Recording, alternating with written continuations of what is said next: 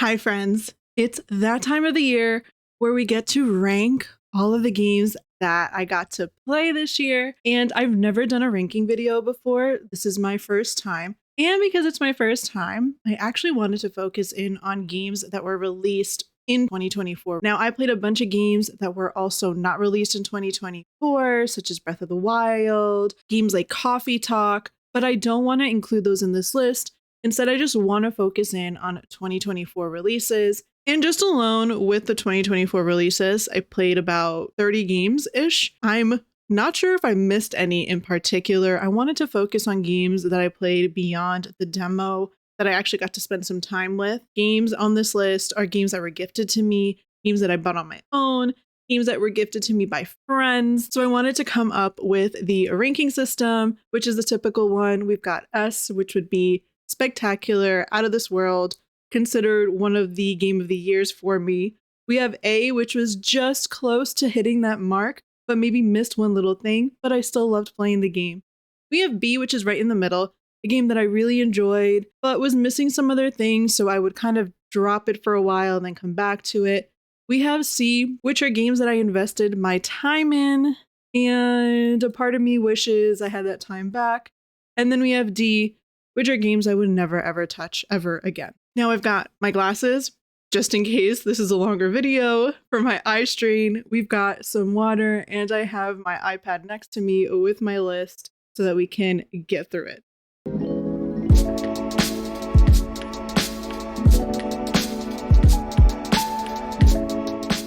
So I don't have a particular order of how I want to go about this. I think I'm just going to start picking maybe from just the start. We can just start with the first game that's listed here. I uploaded these randomly and had no particular order to them. So let's just start with the first one. And this is Mika and the Witch's Mountain. Now, Mika and the Witch's Mountain was gifted to me, and I got a key for the Switch. So I got to see what it was like running on the Switch. I will say that it runs really well on the Switch. It's got a storyline that reminded me a lot of Mealtime, when you have to deliver things and complete quests, and the storyline continues.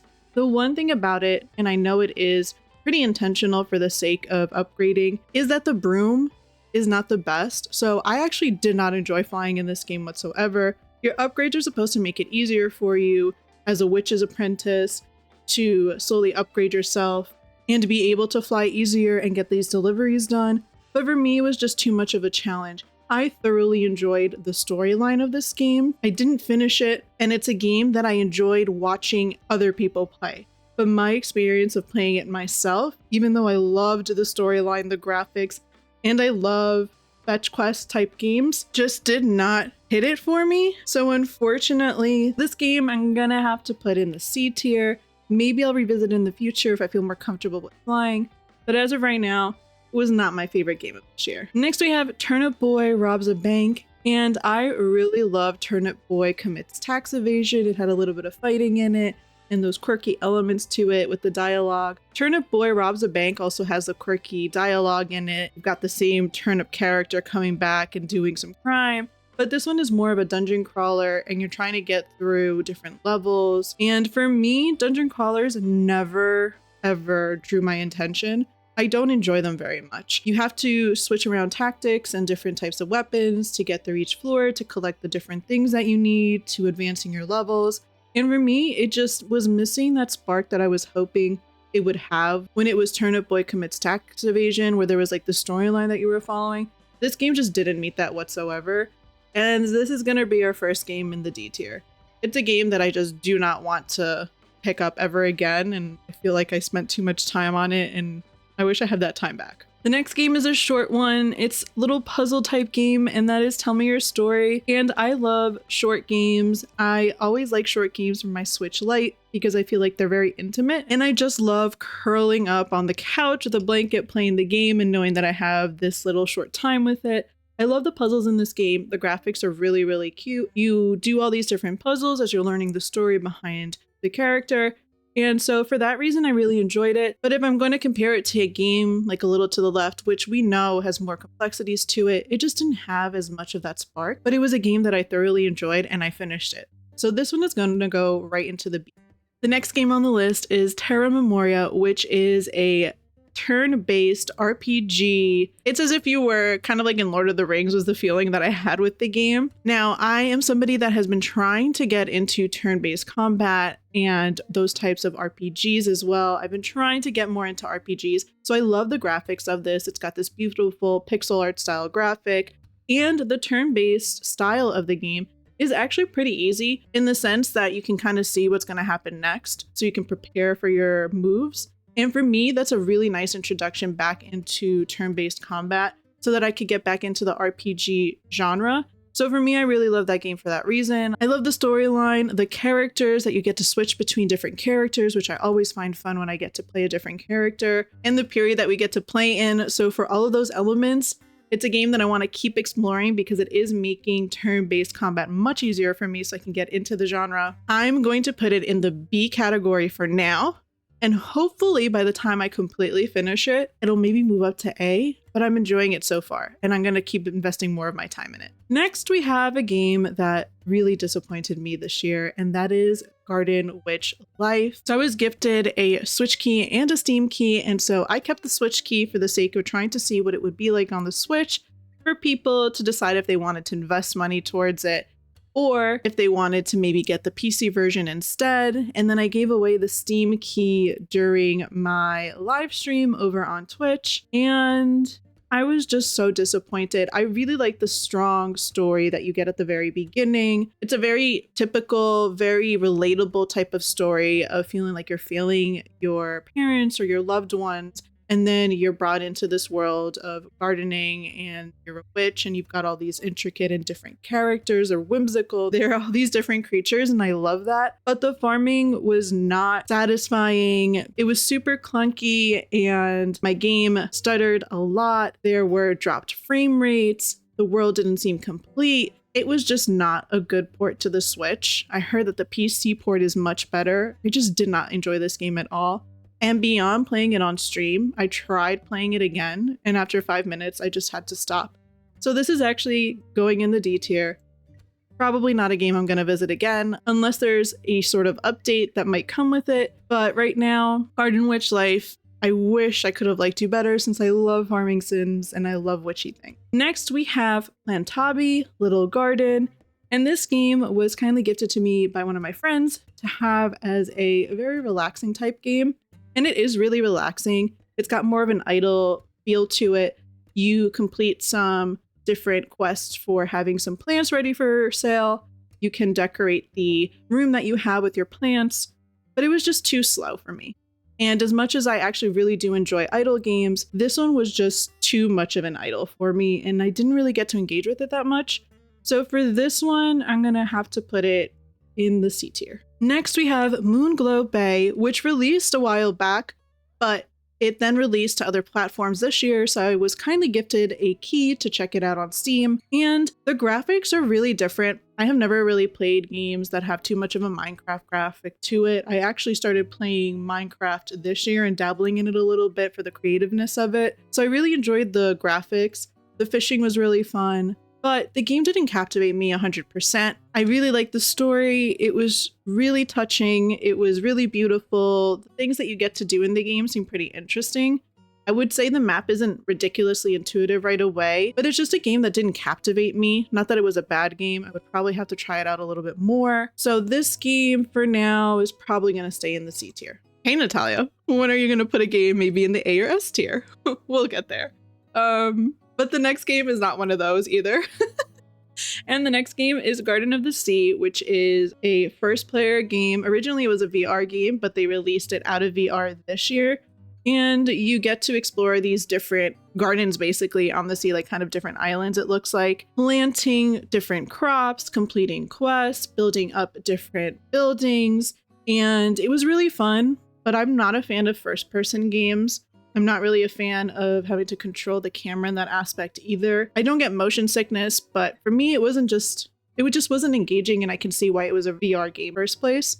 So Garden of the Sea is gonna have to go in the C category too. Next, we have Botany Manor, which was also gifted to me this year, and I really enjoyed the game when I first played it. It was really good. The puzzles were really creative. I loved venturing off into these different parts of the manor and these different gardens and discovering these different plants and how to get them to bloom, what's the story behind them, unlocking some secrets. The reason why it's not an S or A game, and this is my personal experience, was that I had a really hard time with the save mechanic with the cloud.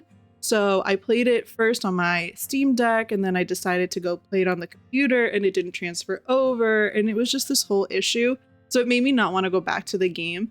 The game itself, though, is stunning, and if you love puzzles, I do highly recommend it. And if you want a little bit of an adventure inside of the world of a botanist, I do highly recommend it. It is first person, but I didn't mind this type of first person game. So Botany Manor is going to go into B. Next up, we have Legends of Zelda: Echoes of Wisdom, and this game is just going to go straight into the S tier. It is the first Zelda game that I have ever completed, and I loved it. I was a little hesitant about the graphics at first with the chunkier style, but I actually really enjoyed watching Zelda in this form. I got Link's Awakening right after to try it out. Link's Awakening I find a little bit more challenging. The thing I loved about Zelda Echoes of Wisdom is that you complete these puzzles with the use of echoes at your own pace and your own creativity. The map was really vast, and I know that they expanded on Link's Awakening. The gameplay was just really freeing. You could either battle with the echoes, or you could battle using the swordsman form, the classic bow and arrow, the bomb, and the focus on Zelda. I love that there's a game focused in on Zelda. This game just hit all the marks for me this year. It made me feel so good. I didn't want to put it down. Every time that I put it down, when I knew it was going to be my next gaming session, I was so excited to pick it up again. So, S tier game, probably confidently can say this is my game of the year. Next we have Infinity Nikki, which is a free game. It's a gacha style game, and you play as Nikki and you get to uncover all these different outfits that have different powers. There's this underlying storyline of all these creatures that seem to be contaminated in some evil force. But it's my first gacha game, and I'm kind of confused. It just seems really overwhelming at first. The world is beautiful. It's got this gorgeous open world, Breath of the Wild style universe. The outfits are gorgeous, and you don't really need to spend money on them. You can unlock codes or do different daily tasks in order to save up on the currency that's in the game to unlock more accessories and outfits, but I'm a little confused as it is. So where I'm standing with the game, I'm probably going to have to put it in the B tier. Next we have Creatures of Ava, which was also gifted to me, and it was really different. I really liked that the focus of this game is exploring this different environment where these creatures are contaminated. So you're not actually fighting them, but more so trying to cure them or rid them of this disease that's corrupting them. So I thought that mechanic was really cool. The graphics are gorgeous. The animation style is stunning. The interactions with the creatures are really different, but I'm a little bit less of a high stakes fighter when it comes to games. So I'm still trying to get used to that. There's still more that I need to discover with the game, but I did enjoy what I played of it. So as of right now, I'm going to put it in the B tier. Next we have Bloomtown, which I really enjoyed the time that I had with this game so far. I need to get back into it, but because this game is a little bit more of the advanced turn-based style combat, it gets to me. Now, Bloomtown takes place in 1960s Americana, so you've got this really nice Stranger Things vibe to it with the pixelated graphics. There is this really intense and super engaging playlist when you're in your combat mode. So it like pumps you up to get ready to battle, which like can throw you off sometimes. But because the mechanics behind the turn-based JRPG style of the game is a little bit more advanced, it does throw me off a little bit, and I do want to get back into the game because I love the time that it's taking place and I love Stranger Things. So I need to play more of it. But for now, Bloomtown is at B. Next we have Little Known Galaxy, which was one of the games I was super anticipating its release this year. And this game is farming, but in space. So basically, you are the new captain of the ship and you're putting it back together. It's been beat up pretty bad. The last captains have kind of left. And so there's some people that have a little bit doubt of your skills, but you get to farm in space, discover all these different planets, complete different levels, kind of like in the mines, complete different quests with the different people that you meet, and bring your ship back to life. And I really enjoy this game. I really need to keep playing more of it so I can actually finish the main storyline. But this game is definitely a refresher when it comes to farming sims in a galaxy world. So this game is going to go into A, and it's our first A game. Next, we have Summerhouse, which the reason why I don't have Tinyglade on here is that I only played the demo and I didn't want to include games that I only played the demos of in this list. I wanted games that I actually interacted with more. Summerhouse is a game that I interacted with a bit more, but it's got that same feeling of constructing your own building and your own little like area. Tinyglade is a little bit more of like making all these more three-dimensional style buildings. Summerhouse is more buildings that you can like look at straight on. And I really like the mechanics of creating a little cafe or creating maybe a home or creating a shop or something like that. The colors are beautiful. The graphics are beautiful. It's one of those games that you play when you want to relax. Turn your brain off, have some creativity. And so I really do enjoy it and I want to play more of it. And I'm hoping this upcoming year I set more time for games to help me relax, especially when you're stressed out with work and things. So this one's going to go into the B tier. Next, we have On Your Tail, which recently released. And this game was also kindly gifted to me. And let me tell you, as someone who really likes detective style things, I really enjoy this game. I do have a review of the game on my channel. So if you want to check that out to see what it is up there now. And in this game, you are playing as a character. Her most recent submission of her writing has been rejected. And she's kind of not sure of herself anymore, kind of questioning herself. So she takes on this adventure to this seaside town in Italy. The game takes place in Italy, and it's beautiful the way that it incorporates two different types of gaming styles. So this adventure of tracking down things and clues, and then you're brought into like what looks like a board game to make the deductions to solve the mystery that's going on. So I really love those elements. This game is really good so far. I've been really enjoying my time with it. And so I think I'm going to put this one in the A tier. Next, we have Gourdlets, which is a little bit more of an idle style game. And this game has got such beautiful graphics. It's really nice to build up your little town with these little pixelated folks. And I really like the integration on Twitch to make it a little bit more engaging with your community if you do stream it. So I really like the idle style of this game. You've got these little Gourdlets that come into town. You build them little buildings. You can go inside the buildings and make them unique, maybe a flower shop, maybe a candy shop. Have them enjoy the little area that you're creating. It's really expansive. So this game, I'll put it in the B tier. I spent way too much time with Rusty's Retirement. When it was in the demo version and then even into release, I spent so much time putting together the little garden of all these robots. And in Rusty's Retirement, you play as a retired robot tending to his garden and having all these other machines help you. So the more you unlock, the more profits that you make, the more different types of machines you can unlock to help you with the automation of your farm, of your garden. And so at first, it's not very idle. I will say it's not an idle game at all at first. It does become more idle though, and it's really nice the way that you can keep it on the bottom part of your screen and not take up a whole screen if you want to have something like nice to look at during breaks or to engage with when you want to have like a little break from what assignment you're working on or what type of work related thing. So this game in the idle sense will be an A tier game. Next, we have Tavern Talk, which was kindly gifted to me along with the DLC. And this game is a D&D style of coffee talk. I love the graphics of this game. It's got more of that storybook element to it. I love the colors. I love the different types of characters that you get to engage with. Much like coffee talk, you've got all these different people, these different creatures that you engage with. And I love mystical worlds. It has so many elements aside from just creating drinks. You're listening to these stories and you're putting together all these different rumors. So this game is not coffee talk level for me. It may get there at some point, but as of right now, it's an A game. Next, we have Minami Lane, which let me tell you, what a cute game. This game is really nice management style game, and usually I get really flustered with management style games, but you've got these different quests that you need to complete.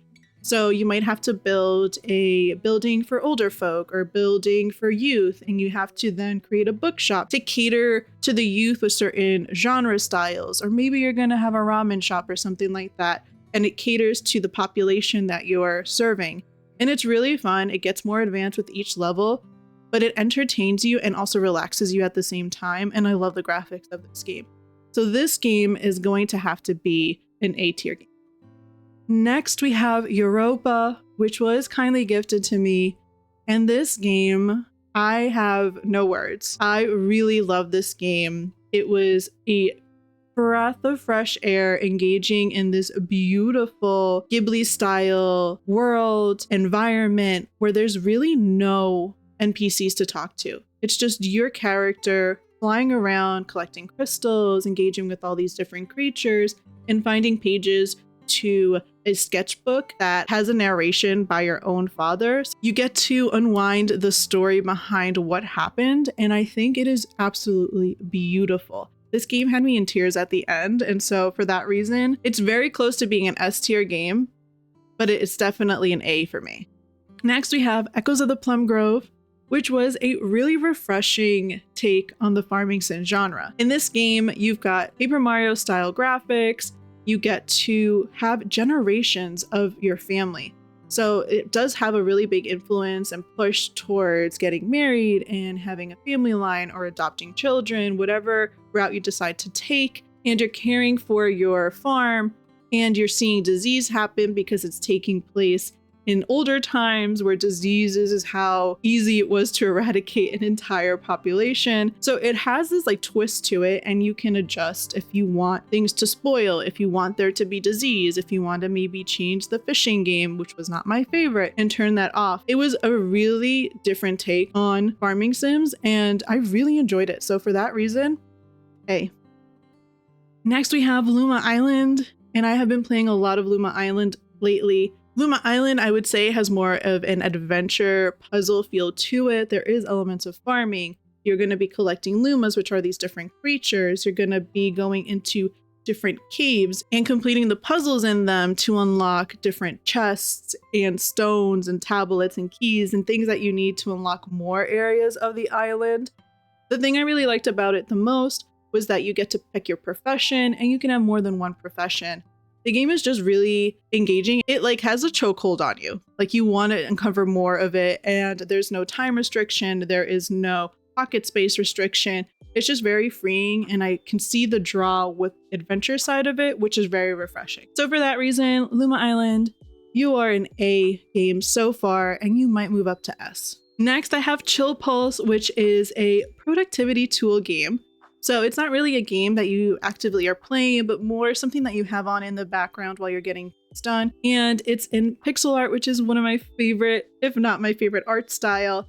You've got a Pomodoro timer, you've got a checklist, and you can decorate your scenery, change the music, change your little animal companion, change your clothes, change the scenario. I really love when I can have control over what the area is going to look like or what productivity tool scene I want to be looking at. So it resembles maybe my mood or the season outside, something that's going to be relaxing depending on the types of tasks that I have to finish. And I really like that it's got a little bit of like this side quest or activity that you're doing by like being able to text and stuff and seeing this other story unravel whenever you want to have a little bit of a break, and also collecting enough currency in order to unlock more things. It really motivates you to really use a task list and the Pomodoro for that reason. Chillpulse is one of my favorites to play on the Mac because it runs beautifully on the Mac when I'm working on it. So this one is an A tier game. Next, we have Garage Sale, and it was a game that I played when I was super stressed out and needed something very soothing to be playing to get me out of a funk. And this game was gifted to me by my dear friend, and Nikki, thank you so much, because this game was just so heartfelt. It's got the super pixelated graphics to it. It's got a little bit of fetch quest. You're playing as a character who is going through garage sale day, and you're getting things done for your neighbors, but also navigating a little bit of a story that's a little bit more heart-touching, and it was just the perfect game to get me out of a funk and to relax me. And I found it to just really touch my heart. And for that reason, when games are heartfelt, when they're short, when they're meaningful, you make it to the S tier. The next game is Core Keeper, and it's got the pixelated graphics that I love. A game that is really fun on your own, but even more of a blast with friends. In Core Keeper, you are managing your core. It's a management style game. It's a little bit of a exploration game, like dungeon type game. You're going to be unlocking different creatures, and the animals are absolutely adorable in this game. Manage different areas, work on basically designing your own map, because you can mine away at different areas and create a shape of whatever you want the landscape to look like. There is fighting, there are bosses in this game. It's just very addicting because you want to keep unlocking and discovering different minerals and resources and a new land, and what does this environment have to offer. And so this game had a chokehold on me, and a game that I really like to visit a lot, and a game I love playing with friends. So this one is an S tier game.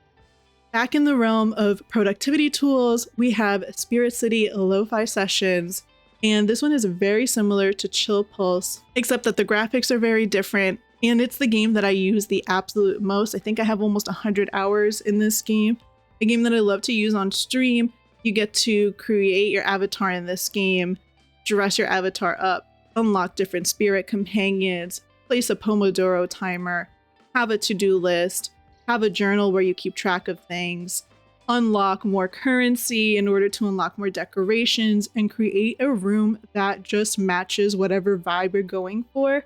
It has really helped me stay on top, especially with the different music and the updates that you get seasonally. This game is just so well done. It's such a great productivity tool. Spirit City Lo-Fi Sessions was gifted to me, but my love of this game is very independent, and it still gets into the S tier. We have 2 more games left. The next one is Fields of Mistria, which is the only early access game I have on here, as I don't really normally play early access games. But Fields of Mistria is my farming sim of my dreams.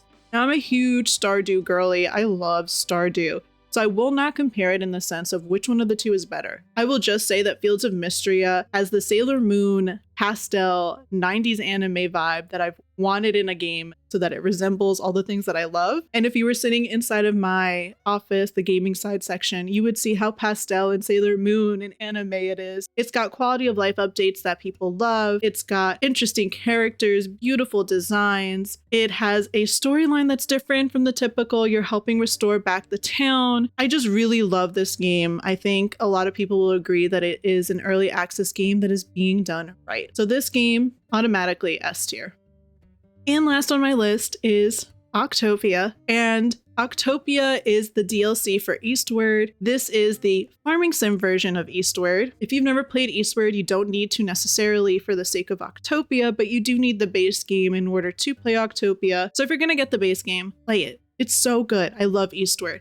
I love the story behind Eastward, the characters, the pixelated, very animated style that the game is in. And Octopia is just so nice. So what I loved about Octopia is that it brings all of the characters that you love in Eastward and gives them another storyline to unlock. So you're helping build up this utopia basically, because it's after the events of Eastward, and building it up, helping the other characters run their stores, unlock homes, and doing these quests while farming. And you've got quirky style animals that you're taking care of, like flying pigs and all these different looking fish and stuff that you're catching. And the whole point of this game is to focus mainly on John's cooking as a way of getting money. And I love that mechanic because it stays true to who his character is in Eastward. So this game meant a lot to me because of how much I love Eastward, and I think it did Eastward justice in a farming sim. So this game is going to be S tier. Editing Natalia here to talk about the MySims Cozy Bundle because I forgot to mention it in this ranking. And to be honest, putting together all of the games for this video was a little bit hard for me, trying to recall which games I played, knowing that I probably could have filtered it a little bit better on Steam or on the Switch, but I'm going to figure out a better tracking system for next year. And I can't believe I almost forgot about this game, since this game is one of my favorites of this year. Now, the MySims Cozy Bundle released in November, and it had 2 retro games in it, MySims and MySims Kingdom. Now, this release was a retro re-release, so when I got to play it, I thoroughly enjoyed it. I loved being able to go back into My Sims and watch that it was given more of an HD feel to it. So the graphics were updated just a little bit in being a little bit more crisp.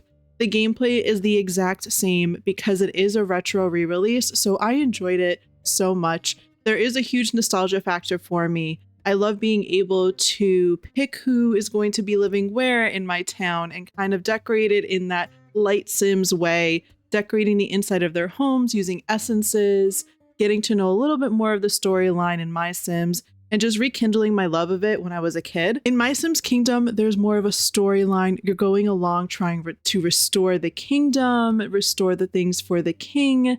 You go from island to island, uncovering a different storyline there, completing different tasks for furnitures or items that you're going to need to build in order to restore that island and then progress further along as a Wandelier. Now, MySims Kingdom, I never got to play when I was younger, so that was a brand new experience for me. The nostalgia factor was still there for me because of the graphics, because of the mechanics behind building all of the objects, but the adventure and the storyline was completely new and what really hooked me when it came to MySims Kingdom. Nostalgia factor aside, I thought the retro re-release was done really well, so I'm really happy with the way that this game was made. And for that reason, I am going to rank it in the S tier. It is one of my favorite games of this year. It is one of my favorite bundles of this year. Even with the fact that the controls can be a little clunky at the beginning while you're trying to figure out how to move around objects and add essences, since the original game was on the Wii, and so a lot of it had motion control. And I do think that the Switch missed out on using the Joy-Cons. I know a lot of people really enjoyed playing it with the touchscreen feature on the Switch. I personally just love playing with Joy-Cons, and after about like 30 minutes, got used to the actual controls. So this game is an S tier game for me, and I'm really happy that I thought about this while editing. And this is my ranking of all the games that I played in 2024 that released in 2024.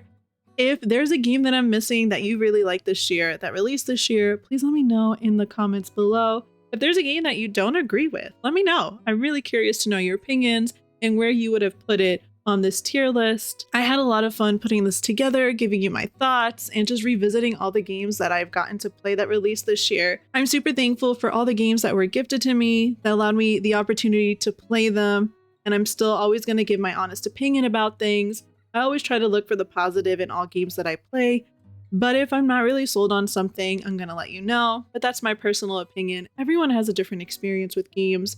They can mean something different to you because of where you are in your life or the style of game that it is. Please consider subscribing for future games next year. Thank you so much for such a great year together. This is probably my last video of this year, and I'm looking forward to hanging out next year. From one bichota to another, stay cozy, have a wonderful New Year's, and see you in 2025.